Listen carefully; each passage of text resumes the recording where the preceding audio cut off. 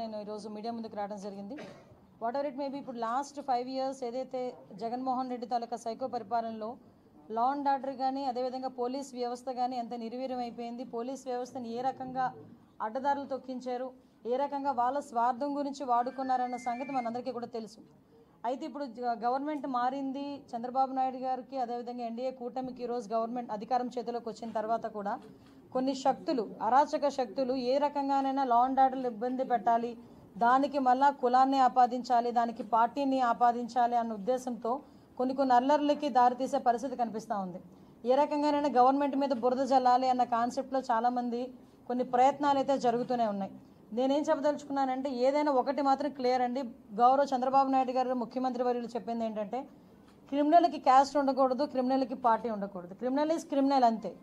అది ఎలాంటి ఏ పార్టీ వాడైనా అనవసరం, ఏ క్యాస్ట్ వాడైనా అనవసరం, ఎవరైనా అనవసరం. క్రిమినల్ అన్నవాడు ఎట్టి పరిస్థితుల్లోని కూడా తప్పించుకోవడానికి లేదు, ఎట్టి పరిస్థితులు శిక్ష పడాలి. ఇదే concept. At the same time Chandrababu Naidu గారు వస్తున్నారు, గవర్నమెంట్ వస్తుంది అంటేనే ప్రజలందరికీ కూడా ఒక రకమైన భరోసా ఉంటుంది. చంద్రబాబు నాయుడు గారు లా అండ్ ఆర్డర్ని కంట్రోల్ చేయగలరు, at the same time crime రేట్ని కూడా తగ్గించగలరు అన్న ఒక మంచి ఒపీనియన్ కూడా గవర్నమెంట్ ప్రజలందరిలోని కూడా ఉంది. దీన్ని ఏదో రకంగా డిస్ట్రాయ్ చేయడానికి కంపల్సరీగా ఒక రకంగా చెప్పాలంటే నేను చెప్పేది ఏంటంటే వాళ్ళ కక్ష సాధింపు చర్యలు అనొచ్చు, లేకపోతే కవింపు చర్యలు అనొచ్చు. ఏదైనా కూడా కొన్ని ఇప్పుడు పొంగునూరు లాంటి సిచ్యువేషన్స్ అనేవి జరుగుతూనే మనకి కనిపిస్తూ ఉన్నాయి. ఈరోజు నేను ఒకటే చెప్తున్నా, తెలుగుదేశం పార్టీ కార్యకర్తలకు అవనేయండి, సామాన్య ప్రజలకు అవనేయండి. ఎందుకు సామాన్య ప్రజల గురించి కూడా నేను మాట్లాడుతున్నానంటే జగన్మోహన్ రెడ్డి గవర్నమెంట్లో తెలుగుదేశం పార్టీ వాళ్ళు ఒక్కలే ఇబ్బంది పడడం కాదండి. తెలుగుదేశం పార్టీ వాళ్ళు పార్టీల పరంగా రాజకీయాలుగా తెలుగుదేశం పార్టీ వాళ్ళు కానీ, జనసేన వాళ్ళు కానీ, బీజేపీ వాళ్ళు కానీ ఎన్ని ఇబ్బందులు పడ్డారో కామన్ పీపుల్ విషయంలో కానివ్వండి, వాళ్ళ మీద దాడుల విషయంలో కానివ్వండి, డాక్టర్ సుధాకర్ లాంటి డాక్టర్స్ విషయంలోనే కానివ్వండి, డాక్టర్ అనితారాణి లాంటి డాక్టర్స్ విషయంలో కానివ్వండి, కామన్ పీపుల్ ఒక ముస్లిం కుటుంబం ఏదైతే ఆత్మహత్య చేసుకున్న సందర్భం కానివ్వండి, ఒక అమ్మాయి సూసైడ్ చేసుకుని 10th క్లాస్ అమ్మాయి సూసైడ్ చేసుకునే విధానం కానివ్వండి, చాలామంది స్నేహలత అనే అమ్మాయిని చంపేయడం కానివ్వండి, నాగమ్మ అనే అమ్మాయిని చంపేయడం కానివ్వండి, ఇలాంటి అంటే పొలిటికల్కి సంబంధం లేకుండా ఉన్న సివిలైన్స్ కూడా చాలామంది ప్రజలు కూడా ఇబ్బంది పడ్డారు. వీళ్ళందరి పరిస్థితి ఇప్పుడు ఎలా ఉందంటే పరిస్థితి 5 సంవత్సరాలు చాలా ఇబ్బందులు పడ్డాం. ఈ 5 సంవత్సరాలు చాలా మేము నరకం చూసాం. సో ఈరోజు ఏదైనా ఒక విషయంలో ఒక ప్రొయాక్టివ్గా ఒక స్టెప్ తీసుకోవడానికి కొంచెం సిద్ధపడుతున్నారు కొంతమంది. నేనేమంటానంటే మీతో పాటు అందరూ సఫర్ అయిన వాళ్ళమే. అందరికన్నా ఎక్కువగా చంద్రబాబు నాయుడు గారు, పవన్ కళ్యాణ్ గారు కూడా సఫర్ అయ్యారు. చంద్రబాబు నాయుడు గారిని ఏ రకంగా ఇబ్బంది పెట్టారో మనందరికీ కూడా తెలుసు. పవన్ కళ్యాణ్ గారు నడి రోడ్డు మీద ఆయన్ని ఈవెన్ నగర బహిష్కరణ అన్న రకంగా కూడా ఆయన్ని ట్రీట్ చేయడం కూడా మనందరం కూడా చూస్తున్నాం. ఇటువంటి సిచ్యువేషన్స్లో ఈరోజు మనం అధికారంలో ఉన్నాం. అధికారంలో ఉండేటప్పుడు సంయమనం పాటించాల్సిన అవసరం తెలుగుదేశం పార్టీ కార్యకర్తలు కానీ, జనసేన పార్టీ కార్యకర్తలు కానీ అందరికీ కూడా ఉంది. ఎందుకంటే వాళ్ళు రెచ్చగొట్టే తీరులో ఉన్నారు. ఏ రకంగానైనా బురద జల్లే పరిస్థితిని తీసుకొస్తున్నారు. వాళ్ళు ఎంత తెలివైన వాళ్ళంటే కోడికత్తి శ్రీను డ్రామా ఆడి ఒక్కసారి సీఎం కుర్చీలో కూర్చున్నారు, మళ్ళీ గులకరాయి డ్రామా ఆడి మళ్ళీ సీఎం కుర్చీలో కూర్చోవడానికి కూడా సిద్ధపడ్డ వ్యక్తులు వాళ్ళు. సొంత బాబాయిని చంపి తిరిగి ఆ రక్తాన్ని చంద్రబాబు నాయుడు గారికి రాయాలని చూసిన వ్యక్తులు వాళ్ళు. అలాంటి వాళ్ళు ఈరోజు 164 సభ్యులు ఇంచుమించుగా మనకు మ్యాండేట్ ఇస్తే దాన్ని కూడా ఏదో రకంగా డిస్ట్రాయ్ చేయడానికి, గవర్నమెంట్ మీద బురద చల్లడానికి వాళ్ళు చేసే ప్రయత్నాలు చేస్తున్నారు. మీకు బాధ ఉండడంలో తప్పు లేదు, బాధ ఉంది కాబట్టి మేము ఏదో ఒక స్టెప్ వేస్తున్నాం అన్నది కూడా తప్పు. ఈరోజు చట్టాన్ని ఎవరు కూడా చేతుల్లోకి తీసుకోవాల్సిన అవసరం లేదు. చట్టం తన పని తను చేసుకుపోతుంది.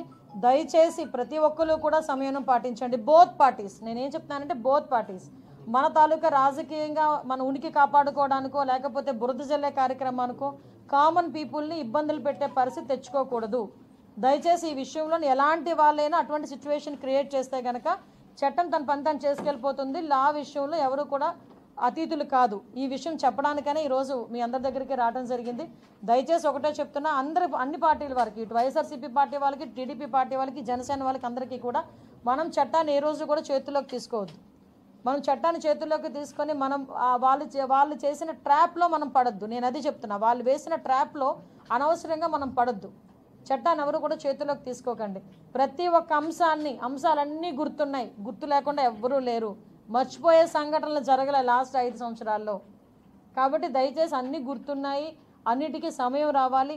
అలాగని చెప్పి మనం లాని అతిక్రమించి మనం చేయాల్సిన అవసరం లేదు. దేన్నైనా కూడా మనం యాజ్ పర్ రూల్ మనం చేసుకోవచ్చు. దానికి ప్రతి ఒక్కరు కూడా సంయమనం పాటించండి. దయచేసి మీ అందరికీ కూడా మరీ కోరుతున్నాం, గవర్నమెంట్ మీద చెడ్డ పేరు తీసుకొచ్చే పరిస్థితి మనం ముఖ్యంగా తెలుగుదేశం పార్టీ కార్యకర్తలు కానీ జనసేన వాళ్ళు కానీ ఎవరు కూడా మనం చేయకూడదు.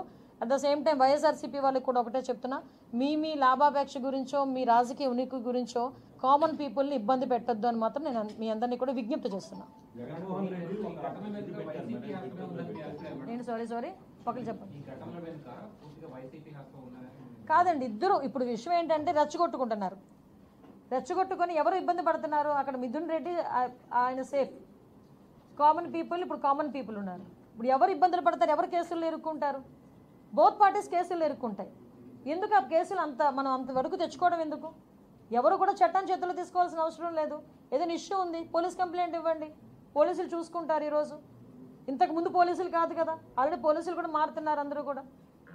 సో అది ఎప్పుడు కూడా చట్టాన్ని చేతిలోకి తీసుకోవద్దని చెప్తున్నాను.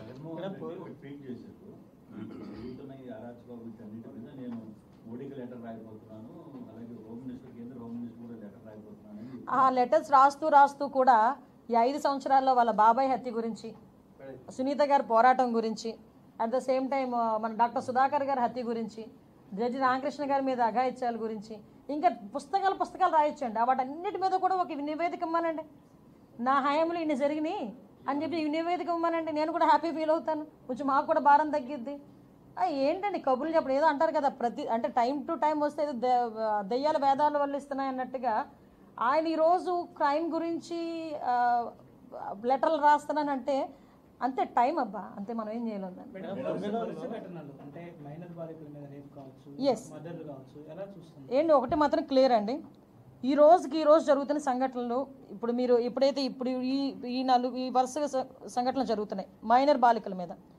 నేనేమంటే మైనర్ బాలికల మీద మేము కూడా దాని మీద అధ్యయనం చేస్తున్నాం పోలీస్ డిపార్ట్మెంట్ వాళ్ళతో. మైనర్ బాలికల మీద అత్యాచారాలు జరుగుతున్నాయి, హత్యలు జరుగుతున్నాయి అనుకునేటప్పుడు కొంచెం క్లోజ్ రిలేటెడ్ పీపుల్, వాళ్ళ సరౌండింగ్లో ఉన్న పీపుల్, వాళ్ళ అంటే కొంచెం దగ్గరగా ఉన్న బంధువులు, ఇలాంటి వాళ్ళ దగ్గర మ్యాక్సిమం ఇవన్నీ కూడా జరుగుతున్నాయి. ఇవన్నీ ఒక ఎత్తు, నేను వీటి అన్నింటి గురించి మాట్లాడాలి. దీని మీద ఎట్టి పరిస్థితుల్లోనే ఒక కంక్లూజన్కి అయితే తీసుకురావాలి, దీని మీద చర్యలు అయితే తీసుకోవాలి. డెఫినెట్గా దాని మీద మేము చర్యలు తీసుకుంటాము. అట్ ద సేమ్ టైం ఒక ఎవినిటీకి సమయం రావాలి. అలాగని చెప్పి మనం లాని అతిక్రమించి మనం చేయాల్సిన అవసరం లేదు. దేన్నైనా కూడా మనం యాజ్ పర్ రూల్ మనం చేసుకోవచ్చు. దానికి ప్రతి ఒక్కరు కూడా సమయం పాటించండి. దయచేసి మీ అందరికీ కూడా మరీ కోరుతున్నాం, గవర్నమెంట్ మీద చెడ్డ పేరు తీసుకొచ్చే పరిస్థితి మనం ముఖ్యంగా తెలుగుదేశం పార్టీ కార్యకర్తలు కానీ జనసేన వాళ్ళు కానీ ఎవరు కూడా మనం చేయకూడదు. At the same time YSRCP వాళ్ళకి కూడా ఒకటే చెప్తున్నా, మీ లాభాపేక్ష గురించో మీ రాజకీయ ఉనికి గురించో కామన్ పీపుల్ని ఇబ్బంది పెట్టొద్దు అని మాత్రం నేను మీ అందరినీ కూడా విజ్ఞప్తి చేస్తున్నా. నేను సారీ పక్కన చెప్పండి. కాదండి, ఇద్దరు ఇప్పుడు విషయం ఏంటంటే రెచ్చగొట్టుకొని ఎవరు ఇబ్బంది పడుతున్నారు? అక్కడ మిథున్ రెడ్డి ఆయన సేఫ్, కామన్ పీపుల్